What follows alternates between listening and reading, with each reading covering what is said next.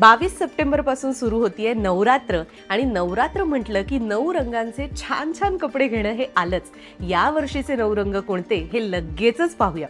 पहिल्या दिवशीचा रंग आहे पांढरा, जो शांततेचं आणि शुद्धतेचं प्रतीक आहे। दुसऱ्या दिवशीचा रंग आहे लाल, जो सौंदर्याचं आणि निर्भयतेचं प्रतीक आहे। तिसऱ्या दिवशीचा रंग आहे निळा, जो विशालतेचं, समृद्धीचं आणि उत्तम आरोग्याचं प्रतीक आहे। चौथ्या दिवशीचा रंग आहे पिवळा, जो आनंद आणि तेजाचं प्रतीक आहे। पाचव्या दिवशीचा रंग आहे हिरवा, जो भरभराट, समृद्धी, नवीन सुरुवात आणि वाढ याचं प्रतीक आहे। सहाव्या दिवशीचा रंग असणार आहे राखाडी, जो परिवर्तनाचं प्रतीक आहे। सातव्या दिवशीचा रंग असणार आहे केशरी, जो ज्ञानाचं प्रतीक आहे। आठव्या दिवशीचा रंग आहे मोरपंखी, जो सुपीकतेचं आणि सौंदर्याचं, मोहकतेचं प्रतीक आहे। आणि नवव्या व शेवटच्या दिवशीचा रंग असणार आहे गुलाबी, जो प्रेम, जिव्हाळा याचं प्रतीक मानला जातो। लक्षात घ्या, हे 9 रंग फॉलो करणं हे कुठल्याही धार्मिक कारणांवर आधारित नाहीये, पण आवड म्हणून, उत्साह म्हणून तुम्ही सुद्धा नवरात्र या 9 रंगांमध्ये सहज साजरी करू शकता। आणि तुमचे हे सुंदर सुंदर फोटो शेअर करत असताना